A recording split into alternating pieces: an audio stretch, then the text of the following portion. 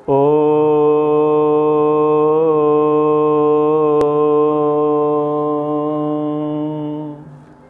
सहनाववतु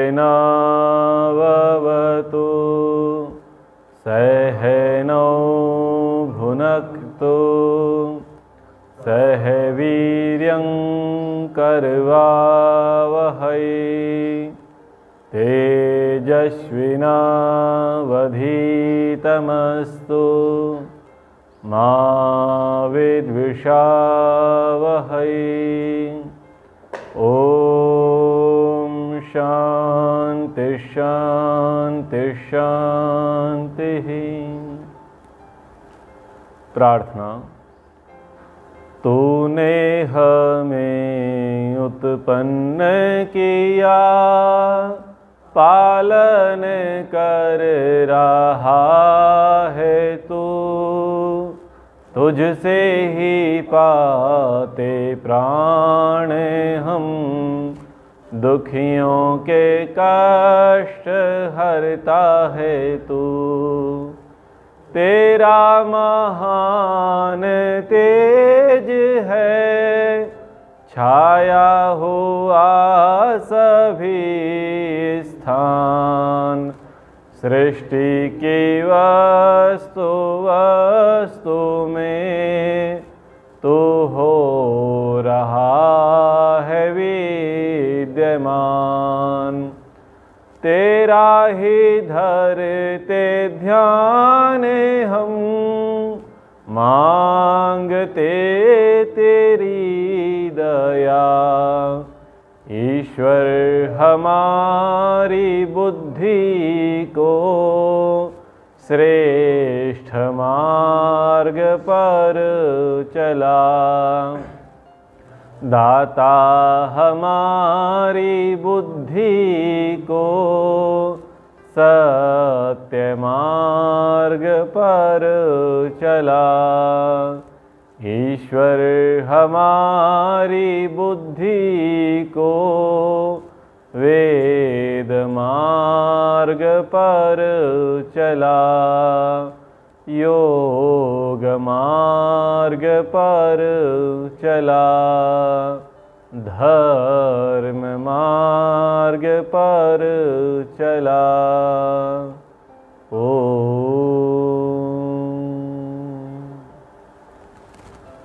सांख्य दर्शन की इस अध्ययन कक्षा में आप सभी का स्वागत है। पिछले प्रसंग में पूर्व पक्षी ने और सिद्धांती ने अपने अपने तरीके से बातें रखीं। पूर्व पक्षी कहने लगा, जब आप हमारे दृष्ट साधनों से नहीं मान रहे तो हम आपके अदृष्ट साधनों से कैसे मान लें। जब दृष्ट साधन से जीवात्मा का बंधन नहीं छूट सकता तो अदृष्ट से भला कैसे हो सकता है, क्योंकि है तो दोनों ही साधन। तो जब एक साधन से नहीं छूट रहा तो दूसरे से छूटना कैसे मान लिया जाए, ये था उसका पक्ष। तो भाई जीवात्मा ना तो तेरे दृष्ट साधनों से छूटे और ना ही मेरे अदृष्ट साधनों से छूटे, तो कि जीवात्मा बंधा रहेगा क्या? क्या स्वभाव है क्या फिर उसका बंधन का? अगर स्वभाव है उसके बंधन का तो फिर उसका उपदेश व्यर्थ होना चाहिए। समझ में आ रहा है ना? जब आप कह रहे हैं कि यज्ञादि से नहीं छूटेगा, हम कह रहे हैं भाई यज्ञादि से नहीं छूटेगा, वो तो अष्टांग योग से छूटेगा, तो आप इस पर आक्षेप कर रहे हैं कि नहीं, जब आप हमारे यज्ञादि परोपकार सेवा दान के कार्यक्रम से नहीं छूट सकता, अनुष्ठान से नहीं छूट सकता, तो आप कितना ही अष्टांग योग ध्यान धारणा समाधि का काम करते रहो, उससे भी नहीं छूटेगा। तो उससे पूछा जा रहा है तो क्या स्वभाव से बद्ध है क्या? तो सूत्र है, पढ़िए, ना स्वभाव तो बद्ध से मोक्ष साधन उपदेश विधि।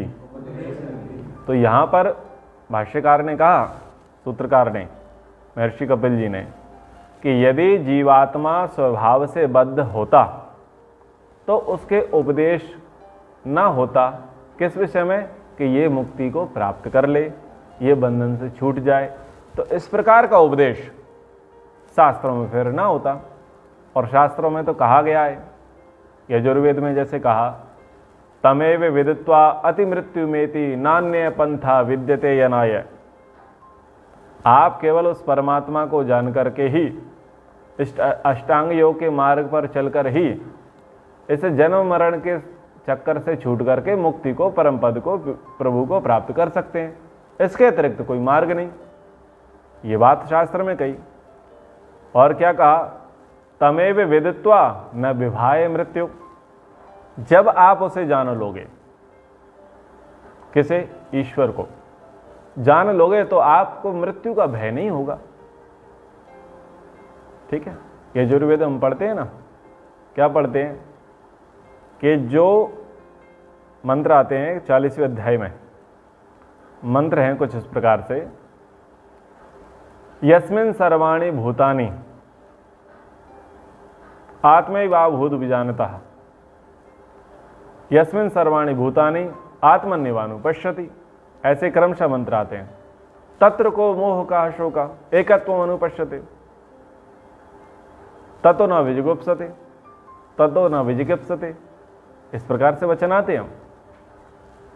और छांदोग्योपनिषद में, कठोपनिषद में, मुंडकोपनिषद में एक वचन आता है, भूतेषु भूतेषु विचिन्त्य धीरा प्रेत्यास्माद लोकाद अमृता भवन्ति। याता है, विद्यते हृदय ग्रंथि छिद्यन्ते सर्व संशया क्षीयन्ते चास्य कर्माणि तस्मिन् दृष्टे परावरे। तो ये तो शास्त्र में उपदेश है कि जब उस ईश्वर को जान लेंगे, प्रभु को जान लेंगे, यानी उस साक्षात्कार कर लेंगे, तो हम इस बंधन से मुक्त हो जाएंगे। तो शास्त्र में तो बंधन से छूटने का उपदेश है। तो इसका ये अर्थ है कि भाई जीवात्मा स्वभाव से बद्ध नहीं है। तो वो कह रहा है, स्वभाव तो बद्ध से मोक्ष साधनोपदेश विधि का हानि अत्रोचित। जीवात्मा को स्वभाव से बद्ध मान लो, उसके मोक्ष के उपदेश विधि होने से क्या हानि है। वो फिर एक और अपील दायर कर रहा है, बोले आपकी भी बात मान लेते हैं और मेरी भी मान लेते हैं। बोले मेरी बात क्या है, कि मेरी बात यह है कि जीवात्मा स्वभाव से बद्ध है, और आपकी बात हम ये मान लेते हैं कि उसके मोक्ष की विधि का उपदेश शास्त्र में दिया है। अब ये तो 36 का आंकड़ा हो गया ना भाई, जहां दिन होगा वहां रात नहीं होगी, जहां रात होगा वहां दिन नहीं होगा। अगर स्वभाव से बद्ध है तो फिर उसके मोक्ष उपदेश विधि का कोई औचित्य नहीं है, और यदि मोक्ष विधि का उपदेश है तो स्वभाव से बद्ध नहीं मान सकते। तो अब यहां से प्रसंग चलेगा कि कैसे बंधेगा। स्वभाव जो है वो स्वभाव क्या होता है, निमित्त क्या होता है, उस प्रसंग में चर्चा आगे बढ़ेगी, बहस चलेगी। तो उस बहस को सुनिए। सूत्र संख्या 8, स्वभावस्य अनपायित्वाद अननुष्ठान लक्षणम अप्रमाण्यम। ये 8वां सूत्र आया। कह रहे हैं कोई भी स्वभाव कभी भी द्रव्य को नहीं छोड़ता। स्वभाव यानी गुण, और गुण किस पर आश्रित होता है, द्रव्य पर।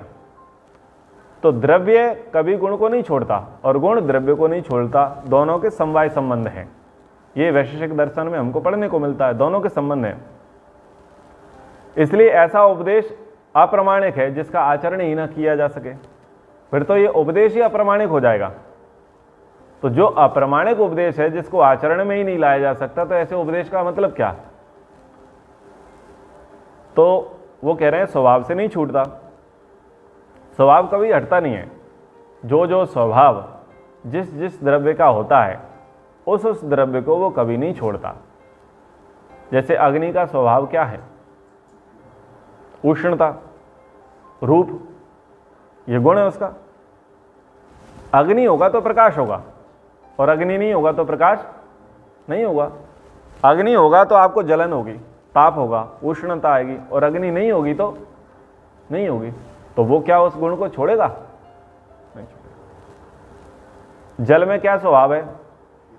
शीतलता, सरलता, तरलता है। थोड़ी देर के लिए आप जमा दोगे फ्रिज में, लेकिन फिर होगा क्या? फिर भी वो तरल हो जाएगा। तो ये उसका स्वभाव है। वायु का क्या धर्म है, क्या गुण है? बहना। तो उसका गुण है बहना, लेके जाना, गति करना। तो आप उस गति को, उसके जो गुण हैं उससे आप उसे अलग नहीं कर सकते। तो जो द्रव्य, जिस द्रव्य का जो गुण होगा वो गुण उसमें रहेगा ही। तो वह स्वभाव उस द्रव्य को नहीं छोड़ता। स्वभाव रहेगा तब तक जब तक द्रव्य रहेगा। तो यदि जीवात्मा स्वभाव से बद्ध होता तो ऐसे स्वभाव से बद्ध जीवात्मा का मोक्ष का उपदेश विधान शास्त्रों में नहीं होता। फिर इसके आचरण के लिए फुर्सत ही न मिलती और ये उपदेश अप्रामाणिक मान लिया जाता। तत्रचा, और भी उन्होंने कहा, न अशक्योपदेश विधि उपदिष्टे अपि अनुपदेशः। ये 9वां सूत्र इन्होंने कहा। तो उन्होंने कहा कि देखो भाई, आप बहस मत करो, कुतर्क मत करो। हमने शास्त्रों को ठीक से जाना है, परखा है, समझा है। शास्त्र में असंभववाद का उपदेश नहीं होता। यदि कहीं असंभव कार्य का उपदेश हो तो उसको आप व्यर्थ मानना। इसको लेकर के चलो, इस श्लोक, इस सूत्र को। क्या कह रहे हैं? शास्त्र में असंभव बात का उपदेश नहीं होता। यदि उपदेश है तो उस उपदेश को व्यर्थ मानो, और यदि ज्यादा ही ऐसे उपदेश हैं तो उस शास्त्र को ही व्यर्थ मानो। ये पकड़ लो, ये तलवार है, ये सिद्धांत है, इसको नोट कर लो। शास्त्र में असंभव बात का, अप्रामाणिक बात का, तर्कहीन बात का उपदेश नहीं होगा। यदि है तो उस बात को आप इग्नोर कर दो, और यदि ऐसी बातों की भरमार है तो आप उस शास्त्र को आग लगा दो। फिर मैंने एक कथाकार से पूछा, मैंने कहा भाई आप कथा करते हो, अच्छी बात है, मुझे एक बात बताओ। श्रीमद् भागवत में एक प्रसंग आता है। आत्माराम के नाम के एक ब्राह्मण हुए। उनकी आयु पर्याप्त हो चुकी थी और पर्याप्त आयु होने के पश्चात उनको संतति की प्राप्ति नहीं हुई। अब चूंकि वो पर्याप्त संपत्ति के मालिक थे और पत्नी की अवहेलना, उपेक्षा, इच्छाएं वो चलती रहती थी, टोंटबाजी, तो उसको खुश करने के लिए वो एक गुरुजी के पास चले गए कि गुरुजी मेरे यहाँ संतान नहीं, और संतानहीन गृहस्थी जो है वो गृहस्थी नहीं माना जाता, तो मुझे बड़ा दुख है, संताप है। मैं तो फिर भी सहन कर लेता हूँ, समझदार हूँ, पर मेरी पत्नी बहुत परेशान करती है, कोई उपाय बताओ। तो शास्त्री जी उपाय बताते हैं, जो ऋषि मुनि, ब्राह्मण, पुरोहित, आचार्य जो भी हो, जानकार, वैद्य, ज्योतिष जो भी, बोले ये आम का फल लेके जाओ। बोले महाराज इसका क्या करें? बोले ये आम का फल आप अपनी पत्नी को खिला देना, वो गर्भवती हो जाएगी। ठीक है, इतनी बातें मानने में हमें कोई आपत्ति नहीं है। हो सकता है वो आम, उस आम के साथ कुछ ऐसी औषधि मिलाकर के दी हो जो गर्भ ना ठहरने का जो कारण है, उस कारण को वो समाप्त कर रहा हो। क्योंकि पुत्रेष्टि यज्ञों का वर्णन तो शास्त्रों में है। जब दशरथ को एक पत्नी से संतान नहीं हुई तो उसने दूसरा विवाह किया और तीसरा विवाह किया, फिर भी बात नहीं बनी तो क्या करना पड़ा? पुत्रेष्टि यज्ञ करना पड़ा ना। तो ऐसा हम मान सकते हैं कि वो किसी ऋषि के पास गए, उन्होंने पुत्रेष्टि यज्ञ कराया और उसके परिणाम स्वरूप कुछ औषधि निर्मित करके दी। जैसे हम देते ना दवाई मिला करके, किसी फल में, रोटी में, मिठाई में, दूध में, छाछ में देते हैं कि नहीं देते? घी में मिला करके, शहद में मिला करके, कुछ औषधि मिला करके। तो हम इतना मान लेते हैं, इतना मानने में हमें कोई आपत्ति नहीं कि उस ऋषि ने, उस महात्मा ने, उस साधु ने, पंडित जी ने, पुरोहित जी ने, शास्त्री ने, जो भी थे, उन्होंने आम के साथ कुछ औषधि मिला करके दे दी कि आप तो ठीक हैं, आपके वीर्य में कोई कमी नहीं है, आपके शुक्राणुओं में कोई कमी नहीं है, लेकिन कमी जो है मुझे समझ में आ रहा है आपकी पत्नी के गर्भ में है, इतना हम मान लेते हैं। आप ये खिला देना, उनका वो दोष जो है दूर हो जाएगा, फिर आप गर्भाधान करना और संतति की संभावना हो जाएगी। इतना मानने में हमें कोई आपत्ति नहीं है। लेकिन कहानी ये नहीं है, कहानी ये है कि वो फल जो है पत्नी के पास नहीं पहुंचता, वो फल पहुंच जाता है गाय के पास, और गाय के यहां से गौकर्ण पैदा हो जाता है। गौकर्ण का नाम सुना है ना? गौकर्ण, गौकर्ण यानी जिसके कान तो गाय के समान थे और शरीर किसका था? मनुष्य का। बोले ये किसका प्रताप फल है? बोले ऋषि ने फल दिया था, बेटा होगा, तो वो बेटा गाय को हो गया। अब गाय का कोई गर्भाधान नहीं हुआ, ना गर्भाधान हुआ ना कृत्रिम गर्भाधान हुआ, और ये कौन सा रॉकेट साइंस है कि भाई पशु से मनुष्य पैदा हो जाएगा? ये कौन सा रॉकेट साइंस है कि पशु से मनुष्य पैदा हो जाएगा? तो ये उपदेश उसमें आया। तो अब ये यहां क्या कह रहा है? ना शक्यो उपदेश विधि, जो अशक्य, जो असंभव उपदेश है वो शास्त्र में नहीं होता। यदि है तो उसको अप्रामाणिक माना जाए। तो फिर आप इस सूत्र से, महर्षि कपिल जी महाराज के सूत्र से आप इस प्रसंगों को क्या मानेंगे? अप्रामाणिक। ठीक है। लेकिन जब इसी शास्त्र में ऐसे और प्रसंगों की भरमार हो, ऐसे प्रसंगों की भरमार हो, बोले व्यास जी अंबा अंबिके के सामने से निकल गए और दृष्टि से देखा मात्र उतने में उनका गर्भ ठहर गया। ये कौन सा प्रताप था? तू डाल डाल में पात पात। फिर कुंती ने अपने बेटे का नाम कर्ण इसलिए रखा क्योंकि उसका जो निकास हुआ, मतलब जब उसका जन्म हुआ तो वो कान से पैदा हुआ। यह भी अटपटी बात। तो यानी जब अटपटी बातों की भरमार होने लग जाए तो एक तक तो आप ये बोलोगे कि भाई ये उपदेश ही अप्रामाणिक है। लेकिन जब उस ग्रंथ में ऐसे उपदेश यानी अशास्त्रीय, अतार्किक, अव्यवहारिक उपदेशों की भरमार शुरू हो जाए तो फिर आपको पूरे के पूरे ग्रंथ पर प्रश्न चिन्ह लगाना पड़ेगा। ये याद रखो, दर्शन विद्या ऐसे बुद्धि को खोलती है। हम किसी के विरोधी थोड़ी हैं, पुराण भी तो अपने हैं। हमारे घर में पुराण पढ़े जाते हैं, हमने खूब पुराण पढ़े हैं। पर आपको दूध का दूध और पानी का पानी करना है कि नहीं करना है? आपको सत्य असत्य का विवेचन करना है कि नहीं करना है? ऐसे होगा, क्या समझे? ऐसे विवेचन होगा कि शास्त्रकार ये कह रहा है कि असंभव बात का उपदेश नहीं हो सकता, तो वहां असंभव बात का उपदेश था। तो मैंने उससे पूछा कि भाई ये कैसे? बोले साहब उस समय ऋषियों का अलग प्रताप था। मैंने कि अलग प्रताप था? ये कौन सा नियम था अलग प्रताप का?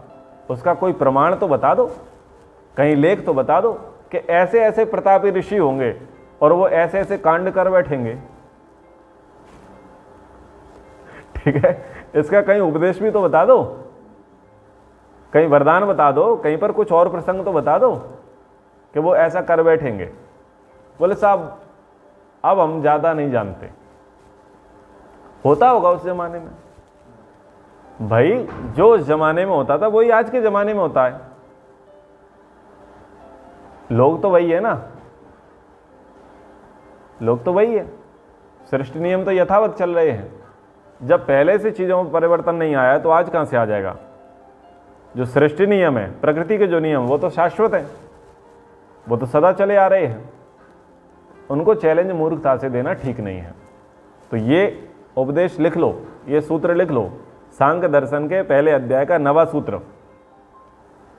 ये याद रखना कि ये ऐसे आपको काम आएगा।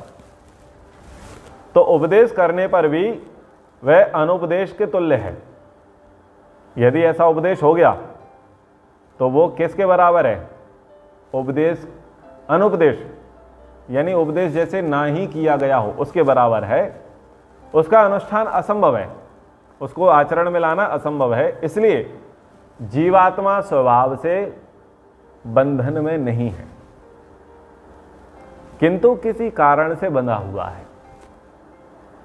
अगर स्वभाव से बंधा होता तो शास्त्र में उसके मोक्ष का, उसकी मुक्ति का मार्ग ना लिखा होता। इसलिए आप ये हट, ये दुराग्रह छोड़ दीजिए कि जीवात्मा स्वभाव से बद्ध है। हम मानते हैं जीवात्मा बंधा हुआ है, लेकिन स्वभाव से नहीं है, वो बद्ध है किसी निमित्त से, कोई दूसरे कारण से। तो वो जो निमित्त कारण है, जो बंधन के कारण है, जब योगाभ्यास करेंगे, श्रवण मनन निधि ध्यान करेंगे, उसका अनुष्ठान करेंगे, तो उससे उसका बंधन छूट जाएगा, उससे उसका मोक्ष हो जाएगा, और जो मोक्ष का उपदेश है वो सार्थक हो जाएगा। तो अब 2 सूत्रों के माध्यम से शंका करके समाधान करते हैं। शंका क्या करते हैं, यानी वो इस बात को थोड़ा और क्लियर करना चाहते हैं। शुक्ल पटवद बीजवत चेत, एक सूत्र ये दिया। फिर कहा शक्ति उद्भवाभ्याम न शक्योपदेश, ये 2 सूत्र दिए कि जैसे सफ़ेद वस्त्र में सफ़ेदी स्वाभाविक है और लाल रंग से रंगने से हट जाती है, जैसे बीज में बीज का रूप स्वाभाविक है और अंकुर फूटने पर वो नष्ट हो जाती है, ऐसे ही जीवात्मा का बंधन भी स्वाभाविक है और वह भी किसी उपाय से नष्ट हो जाता है। ऐसा उसने आर्गुमेंट किया। फंसाने वाली बात है। उसने क्या कहा, शंका की, वो अड़ा रहा अपने पक्ष पर, हार नहीं मानी, उसने हार नहीं मानी पूर्व पक्षी ने। उसने कहा कि साहब, जैसे सफ़ेद वस्त्र होता है ना, तो सफ़ेदी उसका स्वाभाविक गुण है, आप उस पर लाल रंग डालेंगे तो सफ़ेदी हट जाएगी, लेकिन वो सफ़ेद उसका स्वभाव था, लाल रंग डालने से वो हट गया। ऐसे जो बीज था ना, तो बीज रूप स्वाभाविक था, उसमें बीजपना स्वाभाविक था, लेकिन जैसे ही बीज में से अंकुर फूटा, उसका बीजत्व खत्म हो गया। कितना घुमाया है, ये घुमाने वाली बात है।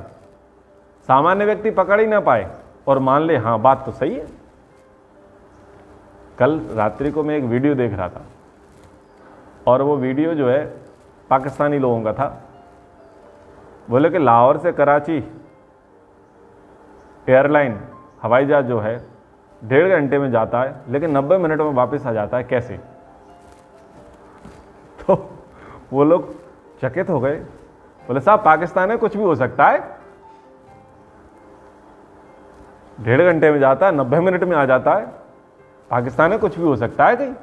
अब उनको समझ में नहीं आ रहा है कि 90 मिनट और 1.5 घंटे बाद बराबर है। तो वहाँ वो बेतके बयानबाजी कर रहे हैं, उनको समझ में नहीं आ रहा है कि 90 मिनट में कैसे आ जाता है। 1.5 घंटे में जाता है वो तो समझ में आता है, 90 मिनट में कैसे आ जाता है? तो वो पत्रकार के सवाल में उलझ गए। तो ऐसे ही ये कह रहा है, सफ़ेद गुण तो स्वाभाविक है, बस लाल रंग डाल दें तो स्वभाव उसका हट जाता है।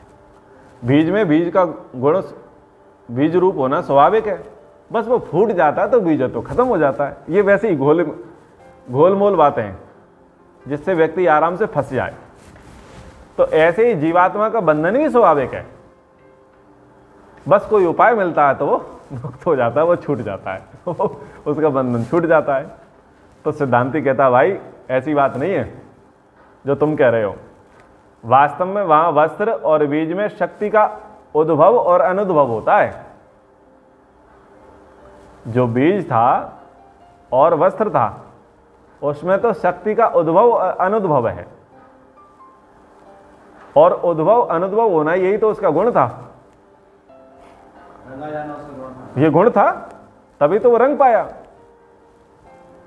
जैसे बीज है, बीज का धर्म ही है अंकुरित होना, तो अंकुरित होना उसका स्वभाव है, ना कि बीज का बीज रूप स्वभाव है। ओवरलैप करने की जरूरत क्या है? हमारी टीचर पढ़ाती थी 8वीं कक्षा में इंग्लिश, सपना मैडम नाम था उनका। तो जब रेस्ट होती है तो वो चुटकुले सुना रही थी कि एक जहाज था, तूफान आया, और तूफान आया तो जहाज टूट गया और डूब गया, लेकिन फिर भी उसकी जो बत्ती थी ना, वो बंद बुझ कर रही थी। ऐसा कैसे? अब उन्होंने क्या कलाकारी की, उसने हाथ का ऐसे संचालन किया, बंद बुझ। अब जबकि दोनों का मतलब क्या था कि बंद है और बुझा हुआ है, लेकिन व्यक्ति घूम गया, साइकोलॉजी उसकी घूम गई। बंद बुझ यानी उसने ये अर्थ निकाला कि जल रही है और बुझ रही है, जल रही है और बुझ रही है, तो सोच में पड़ गया। तो हम सोच में पड़ जाते हैं, बंद बुझ कैसे होता है। तो हमको समझाया, मूर्खो, बंद और बुझ दोनों ही एक ही हैं, बस तुम इस हाथ से धोखा खा गए, चक्कर खा गए। तो ये भी जो है ऐसे ही चक्कर खिलाने की बात कर रहा है कि बीज का बीज है तो स्वाभाविक है। अरे बीज का बीज, वो बीज है ही इसीलिए क्योंकि वो बीज है, इसलिए बीज है, और उसका स्वभाव है फूटना, अंकुरित होना उसका स्वभाव है। और वस्त्र का जो सफेद रंग है, यह वस्त्र जो है, वस्त्र का तो स्वभाव ही है कि वो रंगा जाएगा। अगर वो रंगा नहीं जाए तो वस्त्र किस बात का, और जब वो बनेगा तो उसका कोई ना कोई रंग तो बनेगा ना। तो ये तो उसमें शक्ति का उद्भव और अनुद्भव है, यानी शक्ति का आना, यानी किसी गुण का आना और किसी गुण का दब जाना, ये तो उसका गुण है।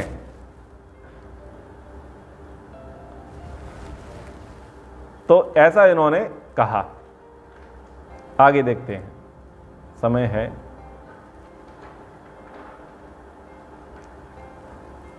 तो सूत्र 10 में पूर्व पक्षी कहता है, सिद्धांती का ऐसा कहना है कि स्वभाव तो छूटता नहीं है, ऐसा कहना ठीक नहीं है। संसार ऐसे बहुत देखने में आता है कि स्वभाव भी छूट जाते हैं, ऐसा उसका कहना था। तो उसने कहा, सफ़ेद वस्त्र को रंग लाल हरे रंग से रंग देने से उसका स्वाभाविक सफ़ेद रंग छूट जाता है। जैसे बीज का अंकुर फूट जाने से उसमें जो सदा रहने वाला बीज का स्वरूप था वो हट जाता है, वैसे ही जीवात्मा का जो बंधन है स्वाभाविक वो हट जाएगा। तो पूर्व पक्षी ऐसा कह रहा है, तो उसके अगेंस्ट में सिद्धांती ने कहा कि फिर सफ़ेद वस्त्र में रंग को ग्रहण करने की शक्ति जो है और बीज में जो अंकुर फूटने की जो शक्ति है वह स्वाभाविक शक्ति है, वह अस्वाभाविक नहीं है। उसमें शक्ति के उद्भव और अनुद्भव दिखाई देता है। सफ़ेद वस्त्र में अन्य रंगों को ग्रहण करने की शक्ति पहले से विद्यमान होने से उस शक्ति के कारण रंगाई संभव हो पाई, और रंगे जाने से पहले वो छुपी हुई थी। ये था उद्भव अनुद्भव।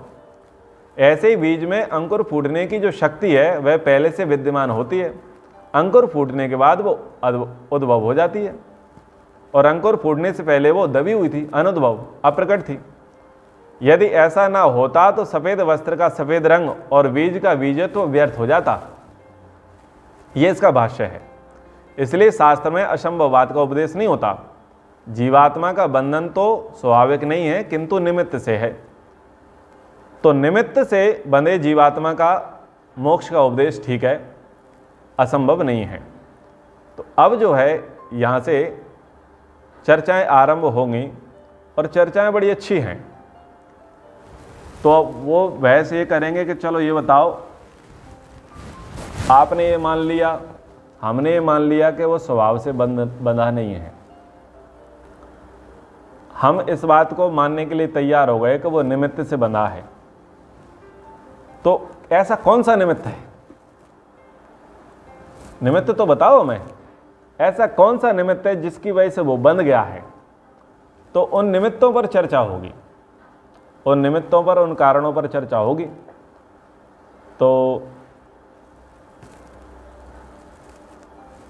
चर्चा, एक मिनट, तो प्रयास करते हैं थोड़ा आगे पढ़ने का।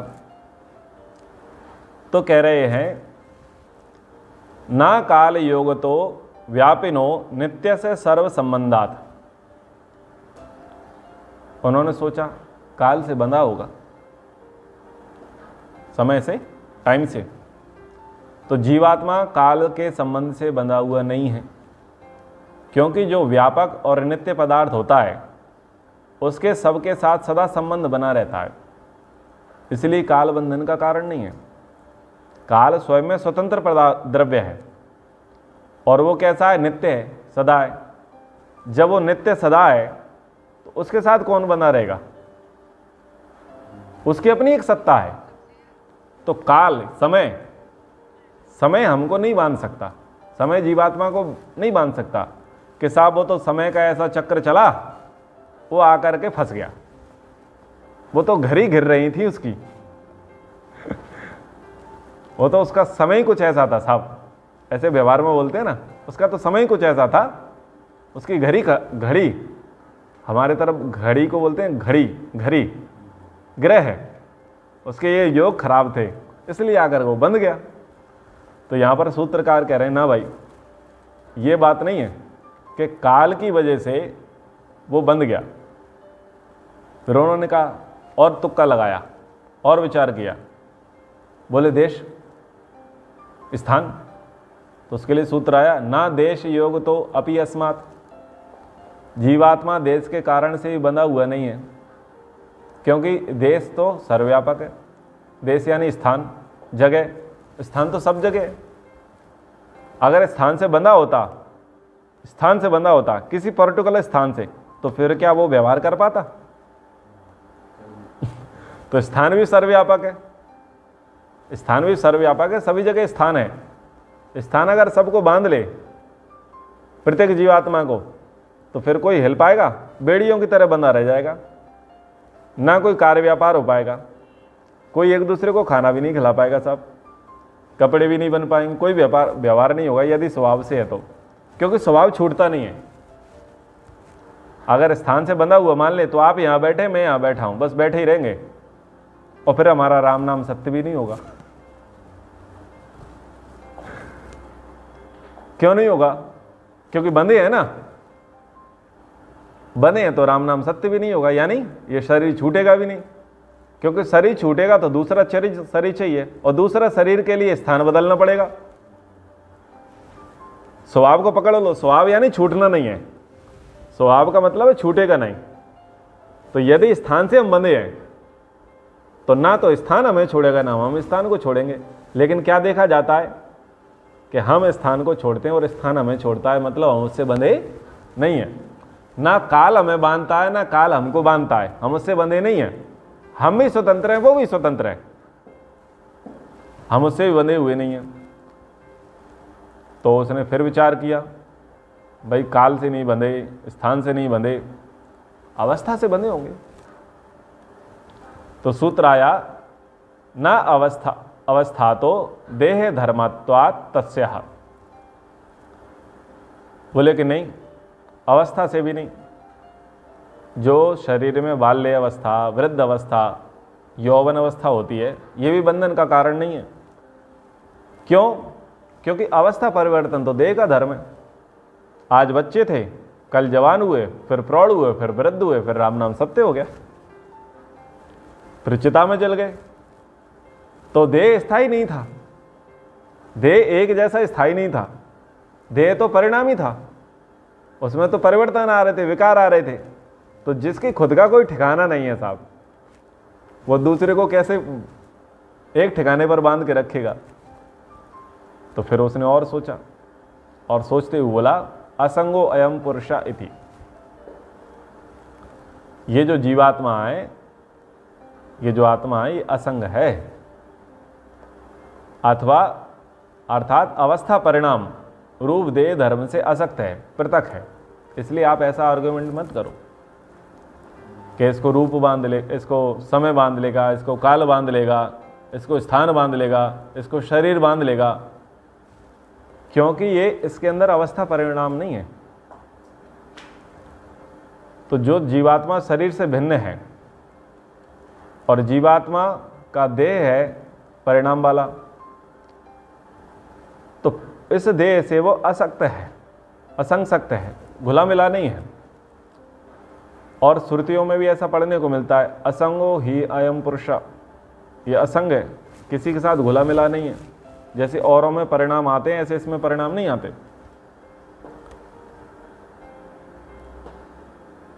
तो फिर बोले कि काल से नहीं बंधा, आकाश से नहीं बंधा, देह से नहीं बंधा, तो ये कर्मों से बंधा होगा, कर्म बांधते होंगे, शरीर कर्मों से बंधा हुआ होगा। तो प्रायः लोग यहां पर गच्चा खाते हैं। कर्म वैचित्र्यात् सृष्टि वैचित्र्यम, सांख्य में सूत्र आता है, कर्म की विचित्रता से सृष्टि में विचित्रता देखी जाती है।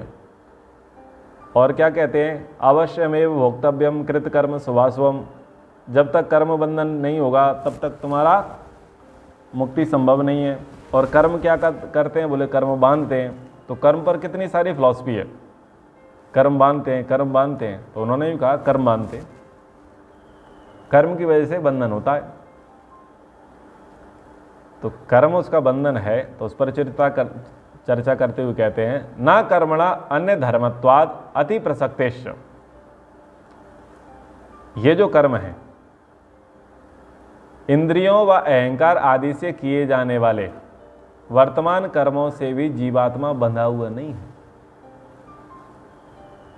इंद्रियों के द्वारा और जो अहंकार है यानी अंतःकरण जो है, इनके माध्यम से जो वर्तमान में कर्म किए जाते हैं उनसे भी जीवात्मा बंधा हुआ नहीं है। पूर्व जन्मों के कर्मों से बंधा हुआ, वो यहाँ पर पूरा बात कहेंगे, इस भाष्य में कहेंगे। अभी सिर्फ वर्तमान कर्म की बात हो। हाँ, वो भी चर्चा चलेगी इसमें, ऐसी लंबी चर्चा डिस्कशन चलेगा।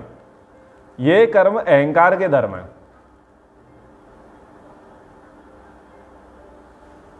इस पक्ष में अतिक्रमण का दोष आएगा, ये बोल रहे हैं जी। जैसे ये बोला जाता है कि सत्यार्थ प्रकाश में भी लिखा है कि तलवार को आप दंड नहीं दे सकते, ठीक है? हाँ, वो प्रसंग मुझे पता है, आप जो बोलने अभी ये जो अहंकार का धर्म है आप बोल रहे हैं, अहंकार तो जड़ पदार्थ है। हाँ जी, हाँ जी, ठीक है ना।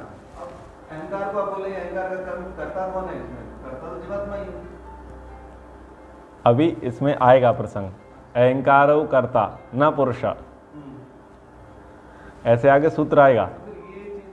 हाँ, अभी नहीं होगी, इतनी जल्दी नहीं होगी, हमको भी ऐसे ही लगा, पर इस सूत्र को पढ़ते हैं और आगे जो सूत्र अभी मैंने बोला उसको पढ़ते हैं। इस पर लंबी चर्चा स्वामी जी से हुई। भाई जब लंबी चर्चा हुई तो ये कपिल जी महाराज ने जो बात कही वो बात बड़ी समझ में आई कि हाँ, कि कर्म नहीं बांधता, कर्म करते हैं लेकिन कर्म नहीं बांधता। बंधन का कारण कर्म नहीं है, कर्म तो हम कर रहे हैं ना, और हम किससे करा रहे हैं? अहंकार से। तो हमने जो कर्म किया तो उस कर्म के करने से पहले तो कुछ था ना। अगर हम सरल अर्थों में समझ लें, कर्म पहले नहीं था, कर्म से पहले क्या था? संस्कार, विचार थे ना। आगे आगे बस आप पकड़ लिया आपने। तो कर्म नहीं बांध रहा, जबकि देखने में क्या आता है? कर्म बंधन का कारण है। ऐसे कर, हाँ, और क्या उपदेश है?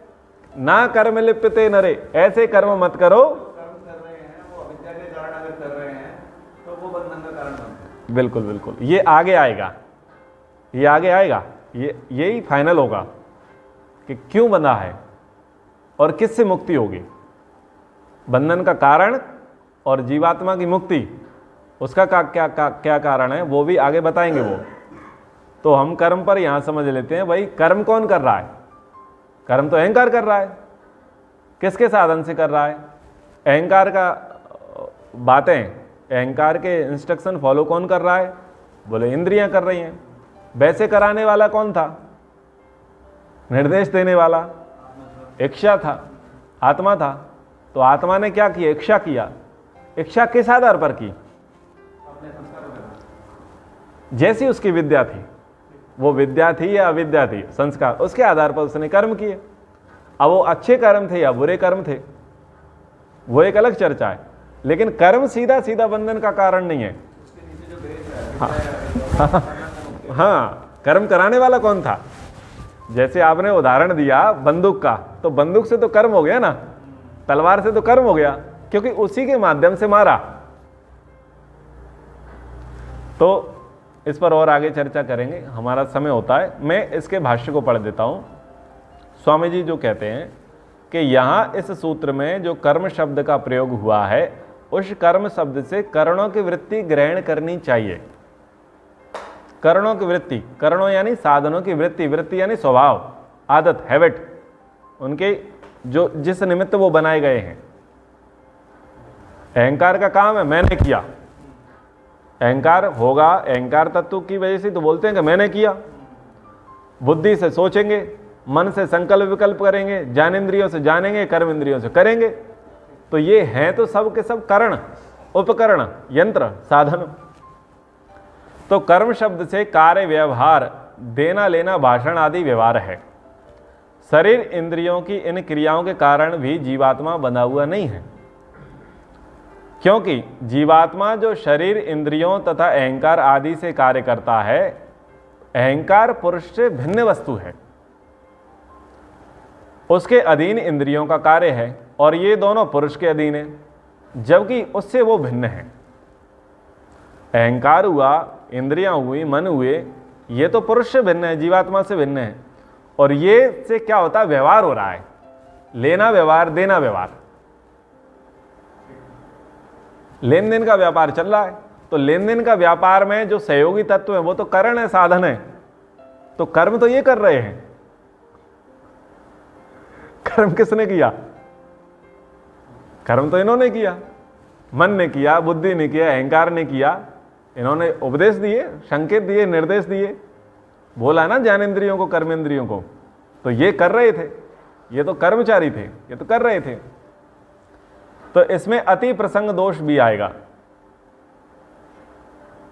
कर्म करेंगे बद्ध जीवात्माएं और भोगेंगे मुक्ति वाले। अगर ऐसा मान लें,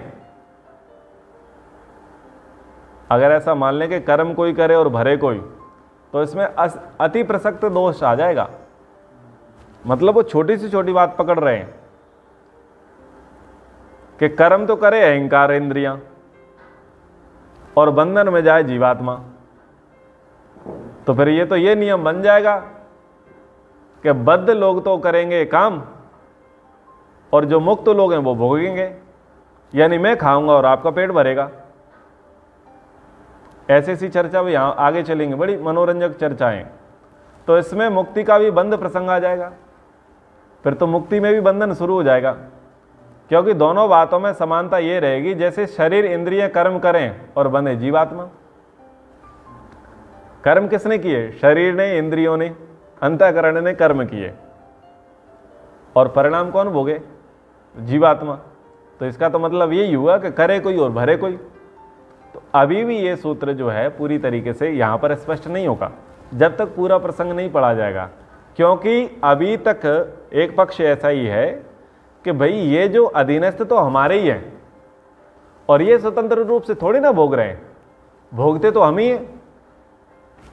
इन इंद्रियों के माध्यम से, इस शरीर के माध्यम से हमने कर्म किया, तो अगर बुरे कर्म किए तो हमको ये शरीर नहीं मिला। तो देखो हमको ही तो परिणाम मिला, हमने मन से बुरे काम किए। हाँ, करता तो हम ही मानेंगे, हमने बुरे काम किए। वो तो ठीक है बेटा, जड़ चेतन करता तो हम ही माने जाएंगे। बोले कि स्वतंत्र करता होता है, जड़ पदार्थ हमारे अधीन हैं, तो बोले मन है, बोले मन के साथ आपने काम किया इसलिए तुम्हारा मन कमजोर है। पर इनके कहने का कंसेप्ट ये कि केवल कर्म को आप बोले कि बंधन का कारण है, तो नहीं है। ये इनका कहने का। हाँ, तो अब इसमें एक पक्ष उठेगा लोगों का कि देखो कर्म कर रहा है आत्मा, कर्म का साधन ये है, तो साधन को भी सजा मिली और कराने वाले को भी सजा मिली। जैसे कि आप वाला उदाहरण कि एक ने सुपारी दी तो सुपारी देने वाले को भी पकड़ा गया और जिसने काम किया उसको भी पकड़ा गया। जैसे किसी ने किसी के हथियार से हत्या कर दी तो हथियार भी जब्त किया जाता है और हत्यारे को भी जब्त किया जाता है। तो बोले देखो कर्म तो शरीर से किया और कराने वाला जीवात्मा था, तो संयुक्त रूप से फल जीवात्मा को ही तो मिला। कर्म खराब थे इसलिए आंख नहीं थी, कान नहीं था, बहरा था, लूला था, लंगड़ा था, जन्मांध हो गया। बोले ये शरीर में कमी दे दी क्योंकि शरीर से गड़बड़ किया। और हम ये भी देखते हैं कि वर्तमान में जिस इंद्रिय से, जिस अंग से हम ज़्यादा प्रयोग करते हैं या अति कर देते हैं, वही हमारा कमजोर पड़ जाता है। ऐसे इस पर आर्गुमेंट चलेगा, इस पर बहस चलेगी, ठीक है। फिर हम मन से गलत काम करते हैं, गलत सोचते हैं तो हमारा मन बिगड़ जाता है। फिर लोग कहते हैं दिन बिगड़े सुधर जाते हैं, मन बिगड़े नहीं सुधरता, इसका तो मन खराब है।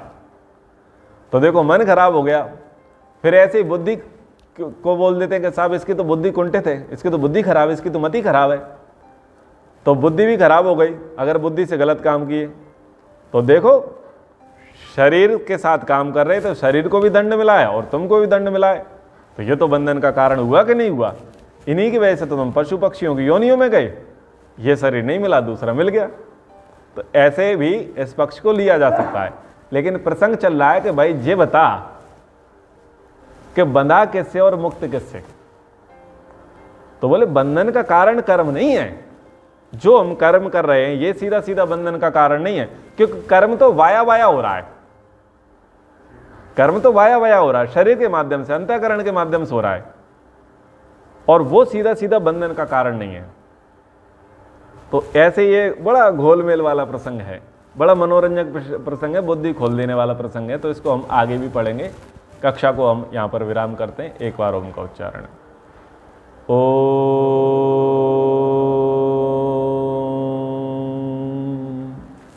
सर्वेभ्यो नमः। सबको सादर नमस्ते।